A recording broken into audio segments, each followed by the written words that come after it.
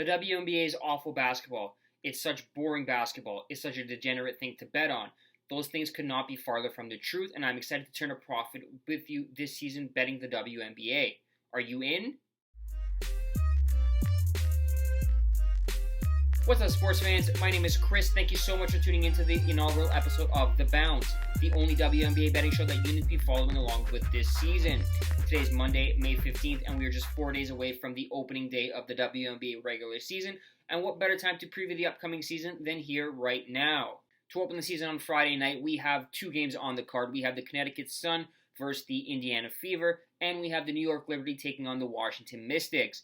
In this episode, we're going to be breaking down the odds boards. We're going to be talking about which futures wager that we like this season for which team to win the trophy.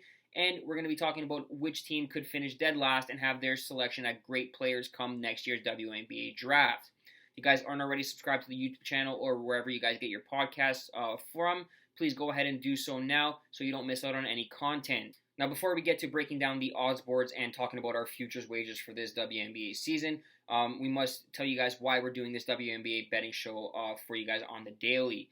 I know that the WNBA gets a lot of hate from most people. They're saying it's awful basketball, and if you're betting on it, you're such a degenerate, etc., etc. But that couldn't be further from the truth. The WNBA is good basketball, and at times there are markets available within the league to be beaten, and we can make some money off it from time to time.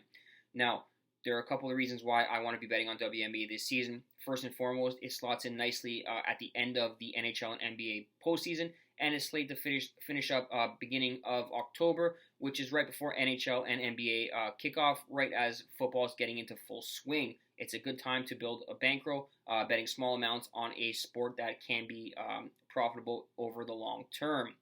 Second reason is there are only 12 teams in the league, so it's much easier to handicap all 12 teams compared to 32 NFL teams, 31 NHL teams, etc., etc.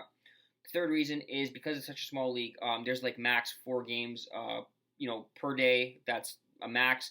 Sometimes there's 1, sometimes there's 2, so it's a very easy handicap, and it's not as time consuming to handicap all the games on any given day.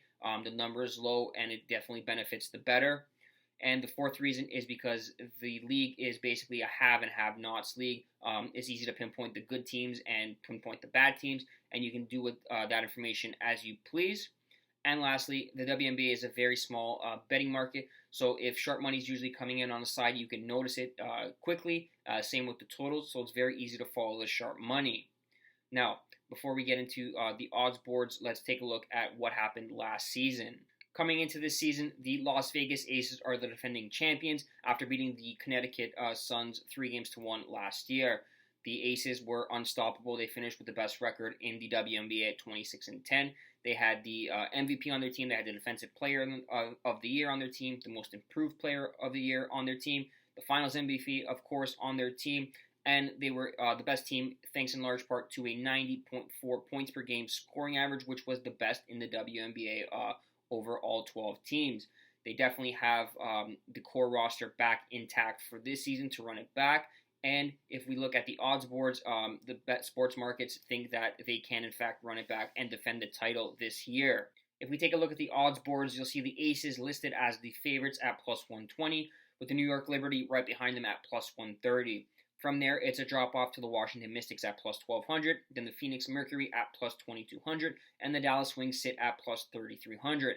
The remaining 7 teams are all 40-1 or worse. The first question we have to ask coming into the season is, are the Las Vegas Aces favorite status warranted coming into this season?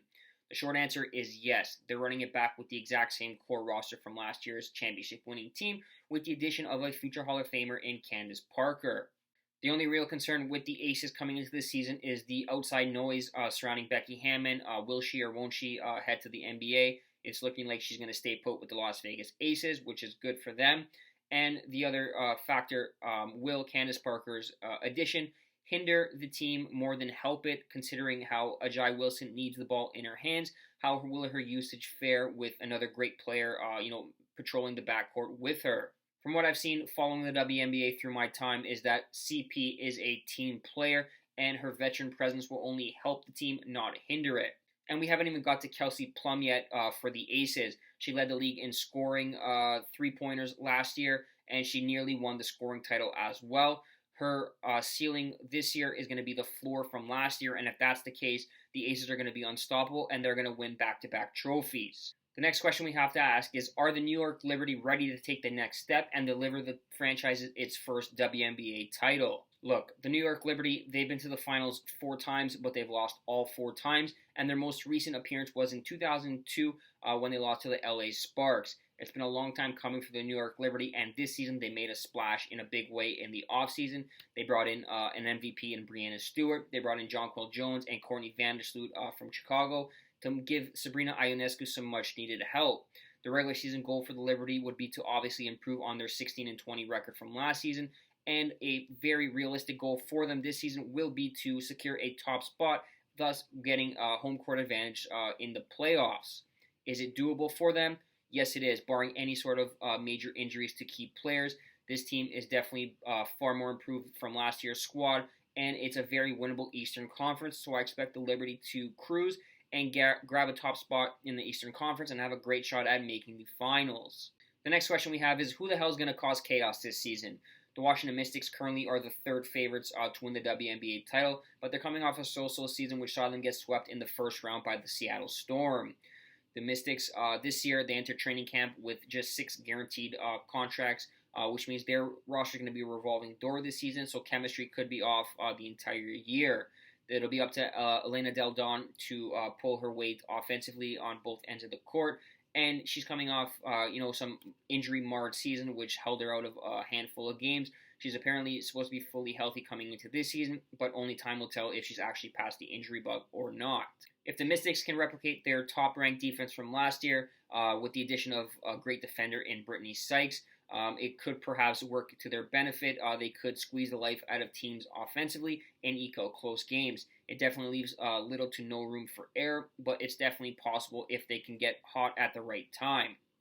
Outside of those 3 teams, the Phoenix Mercury have issues both on and off the court. They were dealing with the Brittany Griner jailing situation. Apparently, Diana Taurasi and Skylar Diggins basically did not get along all season last year, and that caused issues on the court with their play.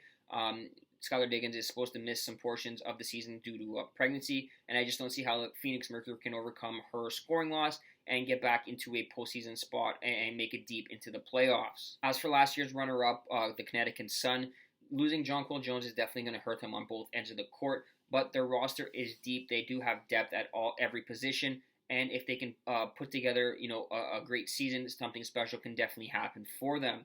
I'm not saying they're going to shock the world and win the WNBA title at 40-1, but if the Liberty and Mystics aren't careful in the East, the Connecticut Sun can get hot at the right time. They could sneak up, grab a home, top spot, grab a home playoff series, and potentially make a deep run in the postseason, barring any sort of major injuries, but they do have depth to cover that.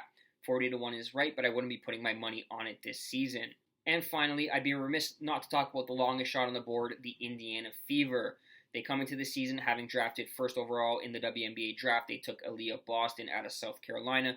She's supposed to pan out and be a franchise player, but other than that, the rest of the team is kind of like watching paint dry. They managed only 1 player in the WNBA's top 30 players this season, and I'm not sure anybody on their roster would get into the top 5 teams starting lineup this season. If Aaliyah Boston pans out and has a great rookie season and carries this team, out of the basement, that's going to be great. That's going to be fine. It's going to be dandy. But the rest of the team is going to need to pull their weight at some point this season. Tanking this year for the Indiana Fever, I know it's going to suck, but it might not be the worst idea considering what's at the end of the rainbow, the opportunity to draft either Caitlin Clark, Angel Reese, or Paige Buckers. It's going to make for an interesting season this year, and I'm excited to soak up every minute. As far as futures wagers go this year for the WNBA title, we are going to keep it simple. I know it's not fun. We are going to take the New York Liberty to lift the trophy at plus 130 odds. They're stacked this year. They're going to meet the Aces in the finals most likely, and I do think the New York Liberty have an MVP on their roster this season. We're going to get the Liberty at plus 130 to win their franchise's first title. That wraps up the inaugural episode of The Bounce. Thank you guys so much for listening. If you want to help support the podcast, please drop a like, subscribe, leave a rating, leave a review, and share this with your friends on social media. The next episode of The Bounce will be available on Thursday night, and we'll be talking about Friday's opening games. Until next time,